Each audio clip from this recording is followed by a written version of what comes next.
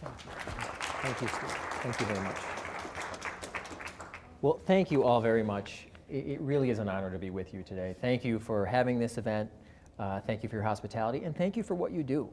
I think sometimes it's lost on a lot of people in the public what chambers do and what you do, not just for the business community, but for the community as a whole. And I appreciate it, and I know the people in the community appreciate it. I am old enough to remember when, long before the explosive growth that has happened in this particular chamber's footprint, particularly in Maple Grove, where we are at this meeting, when this community looked very, very different. I grew up in Hopkins. That's where I live now. That's where I represented in the legislature, and I went to Hopkins High School, class of 1988. I'm old enough to remember when there was no Maple Grove High School. They weren't big enough to have their own high school. I'm old enough to remember the world before Arbor Lakes, when it was just a bunch of fields, and that wasn't that long ago, at least in terms of my lifetime. And so what you and others in the community have managed to do in terms of vibrancy and dynamism and just pure growth in this area is astounding. It has to be, I would imagine, one of the premier examples in the country of rapid but well-managed growth. And so I applaud you and the other members of this group for that. I think that's a real signal achievement. So you heard that before I was in this job, I was in the legislature for 10 years. That's true, representing my hometown of Hopkins and St. Louis Park. I grew up in both, and I got to represent those communities. And that was a true, rare, and special privilege for me. I served for most of the time I was in the legislature on both the civil law committees and on the commerce committee. So that, to me, was the perfect intersection of the law, which is my formal and professional training, and commerce and business and you know, how things happen in terms of the private sector in the state. I also, though, until I had this job in January, was an attorney in private practice. So I was elected to the legislature in 2004, but concurrently, and even since before that, was in private practice at the Robbins Kaplan law firm in Minneapolis, and I was with the business litigation group there. So day in and day out and year out, I represented businesses of all kinds from all over. Some were Minnesota businesses, some from outside of Minnesota. Some were huge household names, others were businesses you probably would never have heard about. But the point is that I think in my 14-year private practice in the law, representing and counseling businesses, I'd like to think that I learned a thing or two about the everyday challenges that businesses face. And they're important challenges, and they're challenges that the general public doesn't always appreciate, but I know that you do. And so much of the work that the Chamber does here and in other places is educating people on what those challenges are so that everyone can be better informed and that we can all benefit from the prosperity and growth that I know you try to achieve for this community. So I thank you for that. I am the first lawyer, by the way, to serve as Secretary of State since 1891. I'm not the first lawyer, I'm the first since 1891. I don't know why there's been a lapse. Obviously, it's not a qualification for the job, it's not a prerequisite for the job. But as I was thinking about it in preparation for today, it seems to me that business people and lawyers have some things in common. For one, we have to all be meticulous to some extent. We have to sort of look before we leap. We have to do some planning. We have to survey the landscape of what we're about to do before we do it, before we leap in with both feet. I think both professions, business and the law, have that in common. So it tends towards people who are reasonably cautious, not paralyzed by caution, but reasonably cautious, and I think that's a good thing. I have been trying since I got in January to literally and figuratively survey the landscape. So I've made it a real priority to get around the state. And the reason for that is, number one, I'm new, and I need to introduce myself or reintroduce my office of Secretary of State. But the other is, I've quickly concluded that you can't do this job well by just sitting at a desk in St. Paul. There are too many partnerships, too many relationships around the state based on all the things that we do. So out of Minnesota's 87 counties, I've now been to 66.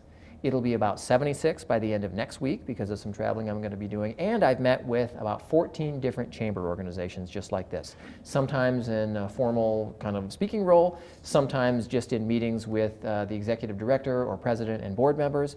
But I've been reaching out to business organizations of all kinds everywhere I go because that too is important, as I'll explain in a minute, to some of the work that we do as an office. So we do a lot. It's a diverse kind of portfolio of issues. And the way I kind of analogize it, since I came from the legislature, and that's my most recent, at least, public service experience, in addition to being in the practice of law, is think of the legislature, or really any legislative body, as a buffet. It's a big, long, bountiful, generous buffet. You can take what you want from any number of dozens of different entrees. A little bit of healthcare, a little bit of transportation, a little bit of education, a little bit of taxes, whatever issue you want to get involved in, you can, as much or as little as you like. It's all you can eat. The office of Secretary of State is different. It's more like a fine meal of limited courses. The portfolio is narrower. Obviously, our office doesn't have anything directly to do with transportation or anything directly to do with K-12 education. But let me just sketch out for you briefly, for those of you who don't know or maybe would like to be reminded, what our office really does, what it's all about, what is the portfolio of the Secretary of State's office. So first and foremost, when most people think of our office, if they think of our office, they think of the elections function. And as Steve said in his introduction, I am known, and the office is known as the Chief Elections Administrator. So whether it's the Franken-Coleman recount in 2008 or other election disputes or contests or issues, that tends to be when this office is most in the news or most prominently in the news. So, and I understand that. When I campaigned for this office, I would say last year, probably 98% of the comments, questions, concerns, insights, suggestions, all came from that area. People wanted to talk about that. That's what they associate with the office.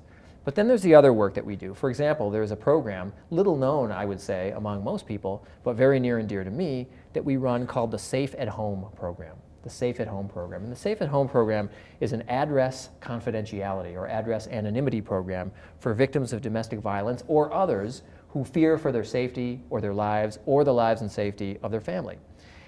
We have just about 2,000 enrollees right now. We were one of the very first states in the country to have this kind of program, and it is a godsend. It is a savior, and it has saved lives. At least that's what our partners around the state tell us. We have so-called application assistants who we train throughout the state, often at shelters, often in law enforcement and others, who help enroll people where it's appropriate in this program. So what it means is we basically are the only people who know the true physical address of the people enrolled in the program. They live somewhere, they don't want people to know where they live, so for all purposes, public and private, whether it's a utility bill or a magazine subscription, we basically are their mailbox, and we help them interact with the outside world. And people can leave it anytime they want. There's no fixed duration or fixed term. They can be in it for a week, a month, or a year, or longer, and their children. But the point is we provide that umbrella of security. So that's near and dear to me, and that's why, as you heard in the introduction, protection for victims of domestic violence has been and will continue to be a priority for me. But then we get to the issue that I would suspect most of you, at least in the context of this meeting, care about the most. And that is our role in business services. And that has a special place for the office and a special place for me. It has a special place in the office because despite the view of the public, I would say, that we're sort of an elections-related office, and we certainly are, the majority of our workers, majority by a good bit, work in the business services section, not in the elections component of the office. So the majority work in that area. And it's with good reason in terms of the numbers of the transactions that we handle. But there's also a more, before I get to what we do kind of day in and day out there and why it's important and solicit your feedback, it's also personal to me and important to me on a personal level. Like I suspect most people in this room, I have an immigrant story to tell that is important to me, that has shaped who I am. How could it not? My great-grandparents came to this country from Lithuania, where, to put it mildly, they were not well treated. They couldn't worship as they pleased. They couldn't very often make a living as they pleased. They didn't have basic rights, and they decided to get out of there. I like to say that they didn't just immigrate, they fled. They fled from Eastern Europe. And they came here to this country, into this state, first to the Iron Range, where they opened up a business. They had a dry goods store, small dry goods store catering to miners and their families at or near the Iron Range. And I've often asked myself, looking back, how the heck did they do that? How did they do that? They came to this country with very little. They didn't speak the language well. They didn't have many contacts here. They were in the middle of the country. It's not like they went to Ellis Island and stayed in New York. How did they do this? How did they start and run a business? How did that even happen? And I can't help but think to myself that they could have used people like you in an organization like this. They could have used, and I suspect did not have, something like a Chamber of Commerce. Somewhere where they could seek advice, input, direction, fellowship, learn about people in the community. That would have helped them an awful lot. An extra reason to thank you, but an extra reason for me to be mindful of the importance of the work that we do. So, all I know is that they eventually built a very successful business, which in our family was around for a couple generations. Eventually moved to the Twin Cities, and they made for themselves a wonderful life in this country. But it's because of that dry goods store originally on the Iron Range, and I try not to lose sight of that, and I hope I never will. So there are various ways, I think, that our office can be helpful in sustaining what I think is, or at least can be, a climate in Minnesota that is helpful and nurturing to businesses of all kinds, but in particular to small businesses, to startups, and to entrepreneurs. I think that's very important. That's the lifeblood of our economy, nationally and in this state. And the more that our office can do to be helpful, the better. So my message today is that I want to work with you, and I want to hear from you, good and bad. Not just suggestions and ideas, but pushback and constructive criticism as well. So let me sketch out for you what I believe to be the ways, and this is 9 months into my job, the ways that I believe as of now that we can be helpful, can continue to be helpful to you and to others in the business community.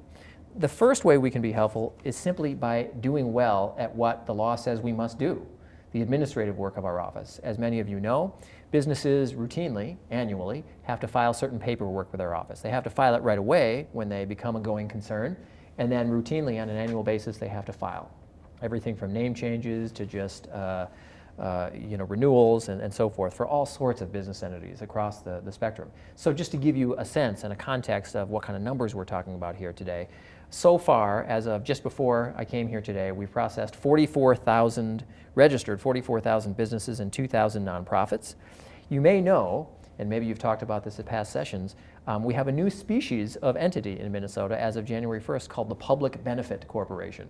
And the Public Benefit Corporation is something that Minnesota has jumped on the bandwagon with, so-called, which is an interesting hybrid, and many states are moving towards it. I think it's a majority now that are there, that are doing this work and have this option. So a lot of public-spirited entrepreneurs and business people felt themselves caught in a bind. If you're a for-profit corporation or other business entity, there's a fiduciary duty to maximize returns and maximize investment for either shareholders or owners or others. And if you're a nonprofit, you have to swear against and forsake profits and make sure that those are subordinated to some other social mission.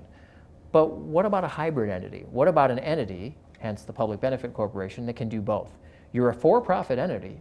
Profit's not a dirty word. You're in it to make money, but you also have a stated social or other mission. It could be environmental protection.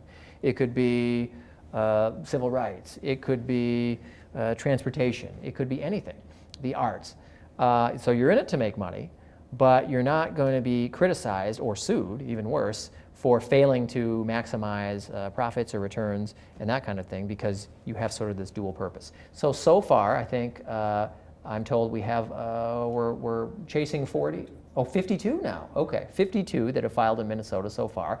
And I think the real telling thing will be next January, stay tuned, when they all have to file their first reports. They'll have to do that starting in January, and we'll know a little bit more about whether this experiment is working or not working, whether there's a market or whether there's interest for it or not. But Minnesota has joined this growing list of states that have done that. So overall, 44,000 businesses, 2,000 nonprofits, and I think that's going well. So I think method number one in terms of how we can be helpful to the business climate in the state, particularly for small businesses, entrepreneurs, and others, startups, is to just do well what we are charged under the law with doing, which is to be a clearinghouse for this sort of filing. The second thing we can do is to always try to streamline. Always search for ways to reform, always try to build that better mousetrap, always, never rest on our laurels. And I know those of you in business operate under the same assumption. Internal reflection and reform and improvement is a must. And our office should be no different. So I have never met a person in my life, in any business, in all my years of representing them and being around them, who wants to spend more time on government paperwork. Never met that person, ever. And I probably never will. If you have, I'd love to meet her or him. So my philosophy is, for those things that people have to deal with our office on, they should be able to get in, get out, get on their way, and get back to running their business. That's it. I want to make it as easy as possible to start a business in Minnesota and to maintain a business in Minnesota with a minimum of hassle and time. So that's what I'm all about, and I want a constant process of self-improvement, and we've already figured that out. So with me here today, I just want him to raise his hand, is Bert Black. Bert is a real gem in our office. He's been with our office since 1981, but what you need to know about Bert was he was present at the creation in the late 70s for the creation of the statutes we have on the books for Minnesota businesses right now.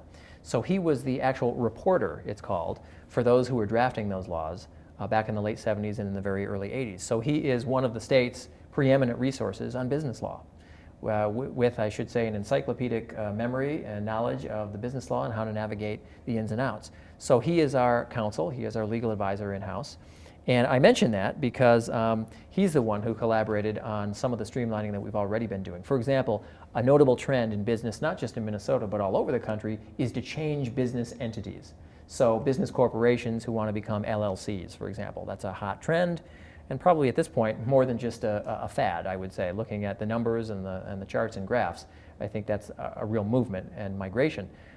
So there are I won't bore you with the technical details, but there are a number of steps that entities have to do, certainly online, when they're trying to do that. So we, with Bert's help and inspiration, managed to figure out already a way that, without going to the legislature and getting a new law passed and going through committees and all of that, I'm not contemptuous of it, I was part of it for 10 years, but not everything needs to be a bill. And without having a bill, we figured out a way to cut down on the steps so that businesses of all kinds can go in, get out, do what they need to do, get back to work and running their business. It's that kind of thing that I want to continue to do. We want to do more online transactions, and we're rolling out a new version of our website in January. More credit card transactions. That's what people expect in every walk of life, whether it's booking a hotel room, buying, DVDs, anything in life now.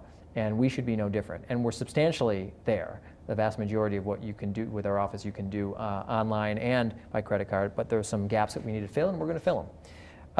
I mentioned the new website. That's just a part of overall added functionality, and so I want to really continue to chase that. And the frustrating part, and I'm sure you know this from your own enterprises, whether you're in government or business, the frustrating part with saying that you want constant self-improvement is there's never a finish line. There's no moment when you can fully and truly pop the champagne cork and say, we're done. Because if you're doing your job right, you're never really done. So that's just the way it's going to be, and that's the way I think it ought to be. A third way that I think we can be helpful as an office is to make sure that the Office of Secretary of State can really add value to the business community by being more than just a filing cabinet, more than a place where you file a bunch of documents every year or initially, or do amendments or change entities or things like that. And let me give you an example that I'm particularly proud of that's new for the Office of Secretary of State since last year, since just before I came in, but we renewed it and sort of doubled down on it this year since I've come in. We have a partnership, an arrangement with St. Cloud State University, with their economics department at the School of Public Policy. And we partner with them where we give them some of the data in our office about how many filings, what kinds of business filings, where physically are they located, and then they at St. Cloud State, their economists, marry that information to other economic information like housing starts, employment numbers, et cetera, and they draw some real and interesting and meaningful conclusions about economic performance, past, present, and future in Minnesota. So the way this plays out is that we, and you can look at this on our website, we put out quarterly economic reports, a joint venture between us and St. Cloud State, by region, not just by state, but by region. We've divided the state into 6 regions, and in those 6 regions quarterly, that's 24 reports a year, we do this analysis. And your partners around the state and other chambers, particularly outside of the metro area, have been, so they tell me, very impressed with this output and this work product because it enables them and their members to make some key decisions and to do follow-up with St. Cloud State or with our office, and we're looking to do even more on that front. So check those out. It's just on our website, which is sos.state.mn.us. That's sos.state.mn.us. And they're really interesting. They're not huge, thick reads. They're pretty concise, lots of charts and graphs that talk by region about where they've been, where they are, and where they're likely to go in the next quarter. So that leads me to the next point. I'd say point number 4 about how we can be helpful. And that's to expand the ways by using data that comes through our office of enriching the information that's out there about business. And this isn't information that would just be useful to academics or people writing papers or economists. It would be of use, I would imagine, to businesses themselves. And the example I always use, which many of you know, and you can look if you go on our website, it's difficult for members of the public often to find out what businesses actually are who file with our, not their name, not their contact person, their address, but what is it? ABC Inc. files with our office. Is that a foundry? Is it a coffee shop? Is it a hair salon? What is ABC Inc.? You don't necessarily know from the title, and it's difficult to find that information, at least easily.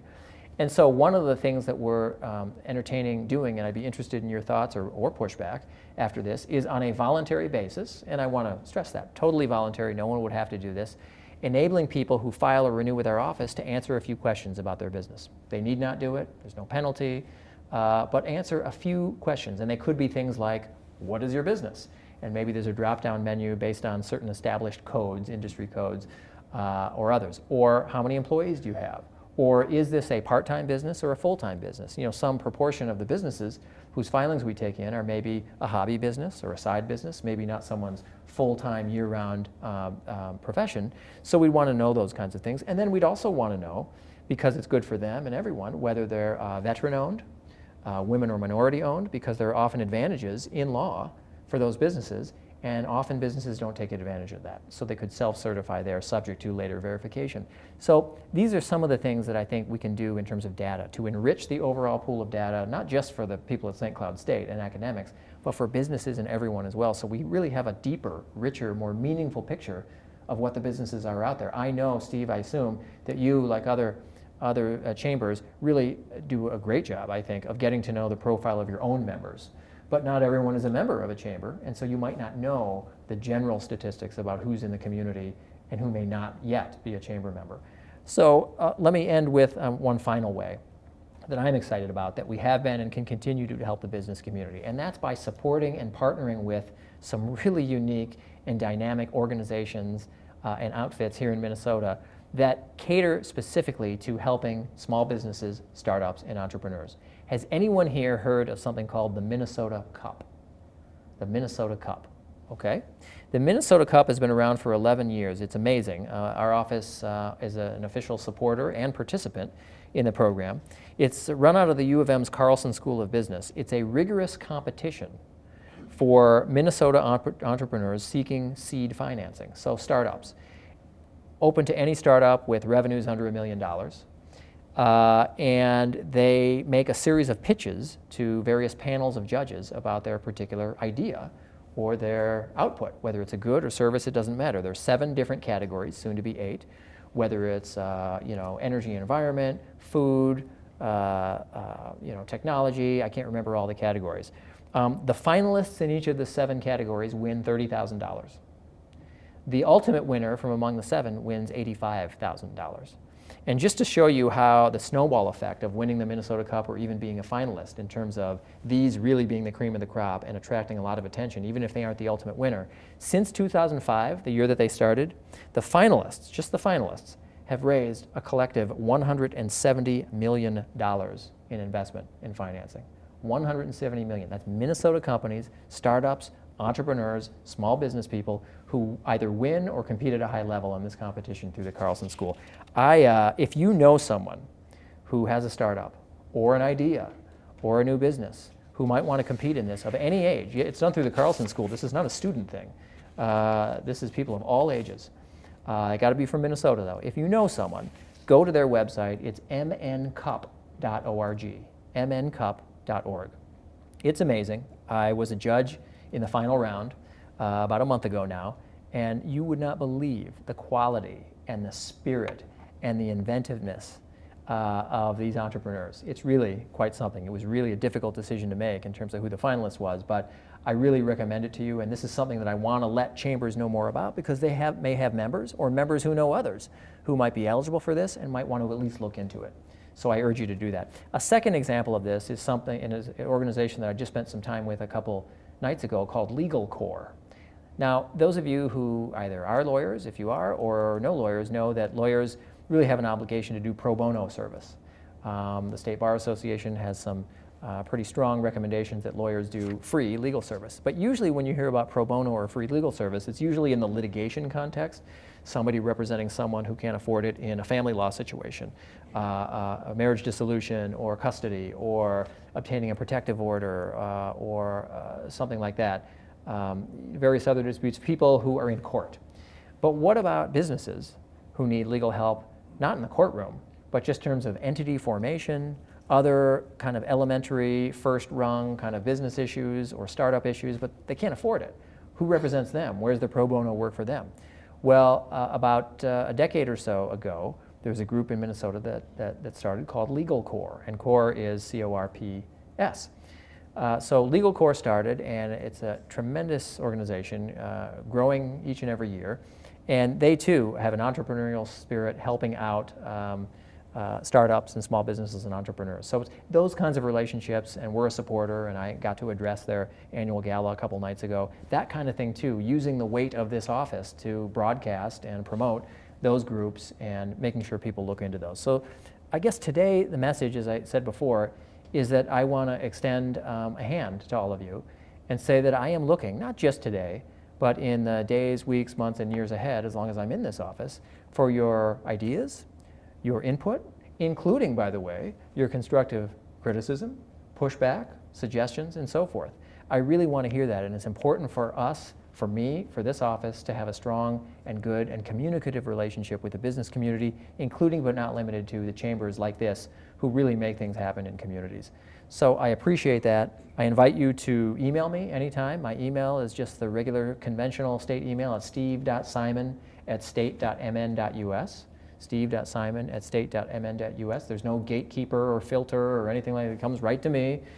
There's no person screening that or anything like that. And my phone number is 651-201-1324, 651-201-1324. So now or later, if you have thoughts about what our office could be doing, or you'd like us to lend a hand to or lend our name to a particular effort or initiative, I'm all ears. I'll certainly take it under consideration, and I want us to have a strong relationship. And I think that business of particularly what chambers do at the front end for newer businesses, either newer to Minnesota, newer to your community, or newer period, is a good thing.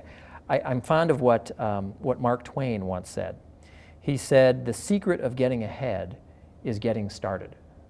That's so true for any task that we've all put off in our lives. Hey, if we want to get ahead on this, whether it's raking the leaves or whatever, that first bit really matters. And it seems to me that what you do here at the Chamber is help people get started. Maybe not actually so in the sense that getting started as a going concern, but help them get started, help them plant roots in the community, help them to make connections in the community, and that's what you do, and do obviously very well. So I want to thank Steve for your generosity in inviting me here. I want to thank all of you for listening here today.